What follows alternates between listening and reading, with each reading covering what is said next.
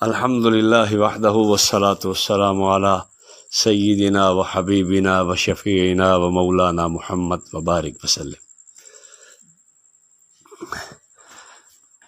ما افسد الدین الا الملوک و احبار سوء و رہبانها۔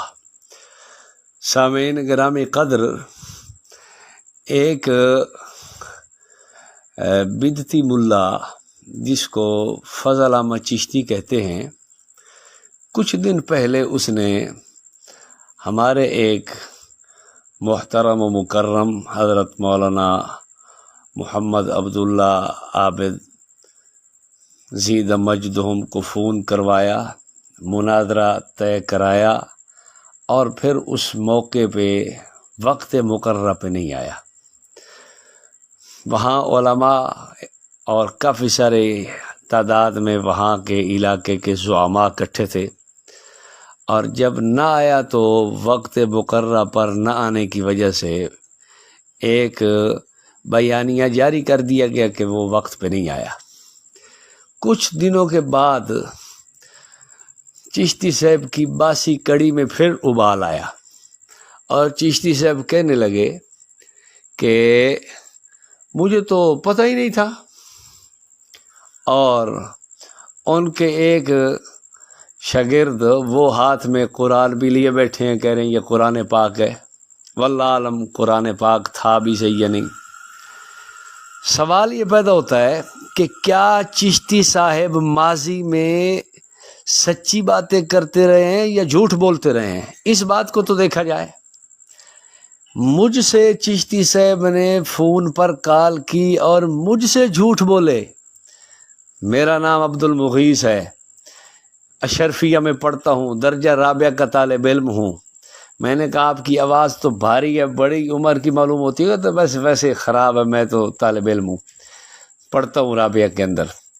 پھر میں نے کہا جب پتہ چلا کہ آپ تو داڑھی پہ خضاب لگاتے ہیں اور احمد رضا خان نے اس کو حرام لکھا ہے، اور فرعون کا اور جہنمیوں کا اور یہ وہ لکھا ہے، تو کہتا ہے نہیں میں تو نہیں لگاتا۔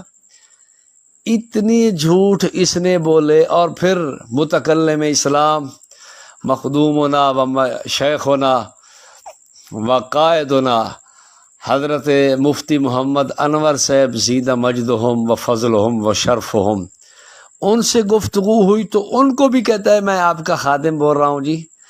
بس بریلوی حضرات بڑا تنگ کرتے ہیں، تو میں جب یعنی اس قدر جھوٹ بولتا ہے، اور جس کو بھی اس نے کال کیا جھوٹ بولا ہے۔ اس قدر جھوٹا آدمی کیا آج اس کی بات پہ دنیا اعتبار کر لے؟ یہ کیسے ہو سکتا ہے؟ نہیں، پہلے بھی یہ کذاب تھا اور اب بھی جھوٹ بول رہا ہے۔ اس کی اپنی باتیں ہی اس پر شاہد ہیں۔ اس لیے سامعین گرامی قدر کو میں کہوں گا اس کی بات پر بالکل کان نہ دھرے، یہ اپنی خفت مٹانے کے لیے یہ سب کچھ کہہ رہا ہے۔ اگر جھوٹ تو پہلے نہ بولتا ہوتا، تیری بات سچی ہوتی، تو ہم اس موقع پر بھی کہتے کہ یار اس کی بات سچی ہے، لیکن تو پہلے ہی جھوٹ بول رہا ہے۔ جو آدمی اس قدر کذاب ہو، محدثین اس کی روایت پہ جرا کرتے ہیں اور نہیں لیتے، تو ایک چھوٹی سی بات ہمیں کہتا ہے کہ یہ مان لو، نہیں یہ نہیں تسلیم کی جائے گی۔ اب تجھے بھگتنا پڑے گا، اور تجھے ماننا پڑے گا کہ یہ مجھ سے غلطی ہوئی یا چبل ہوئی یا جو کچھ بھی ہوا، میں مناظرہ اس شخص کو قبول کروں، یہ کہنا پڑے گا تجھے۔ ایک بات۔ دوسری بات، تیری زبان کے اندر جو گفتگو ہے سوائے گالیوں کے کچھ نہیں، اور خان صاحب رضا خان کی کتب میں بھی سوائے گالیوں کے کچھ نہیں۔ یہ نعیم الدین مراد آبادی نے بھی شکایت کی تھی، حضرت ہماری کتابوں میں تو گالیاں بھری ہوئی ہیں۔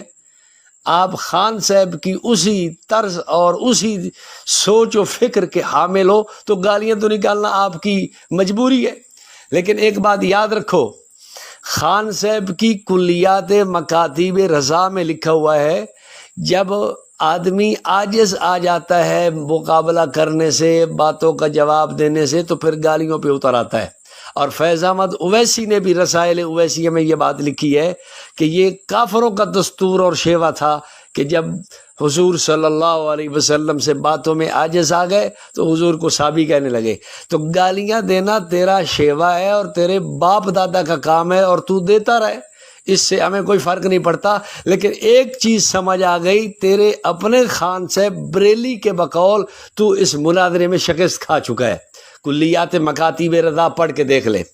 اور تیسری بات میں ایک اور عرض کرتا ہوں، اور اس کو بغور اور بہوش حواس اس کو سن، وہ یہ کہ تو نے حضرت اکاڑوی سیدہ مجدہم کو جب کال کی تو تو نے اپنے آپ کو دیوبندی ظاہر کیا، جب مجھے کال کی تو تو نے اس وقت بھی اپنے آپ کو دیوبندی کے اشرفیہ کا طالب علم ہوں جی، میں رابعہ میں پڑھتا ہوں جی ایک سوال پوچھنا ہے جی، یہ وہ دیوبندی ظاہر کیا۔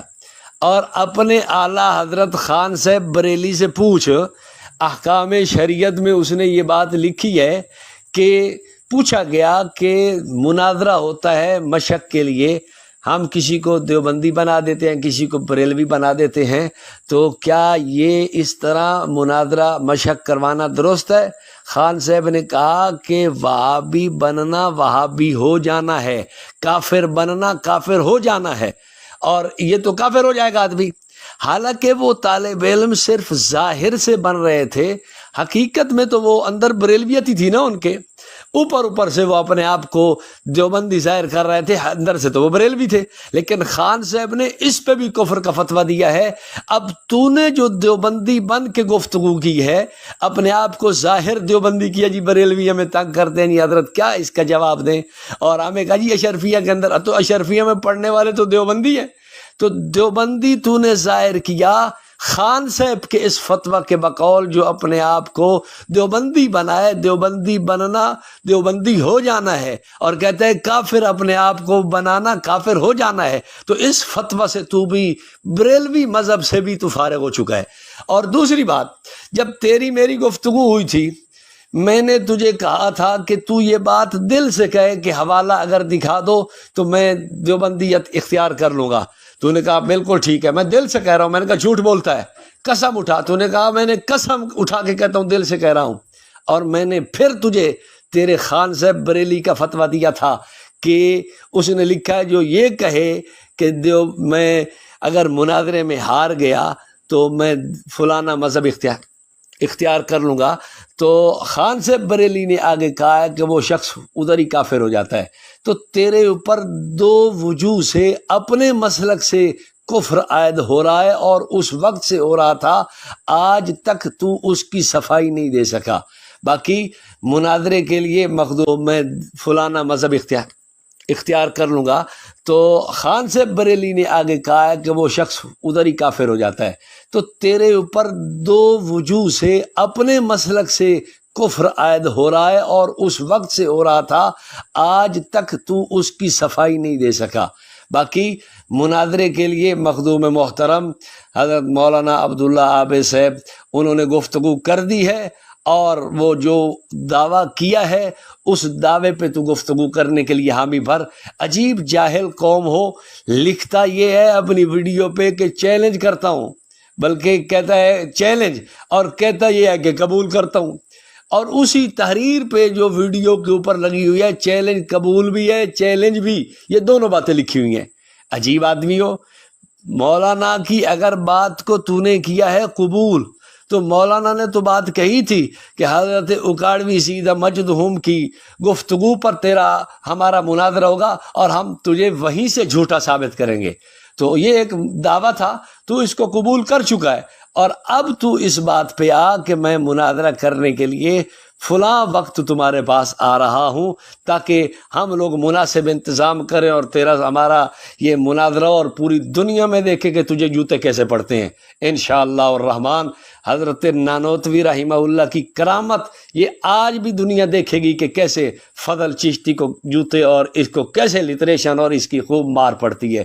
اللہ رب العالمین اہل حق کا سر بلند رکھے، اور اہل باطل کو ہمیشہ ذلیل و رسوا فرمائے۔ وآخر دعوانا ان الحمد للہ رب العالمین۔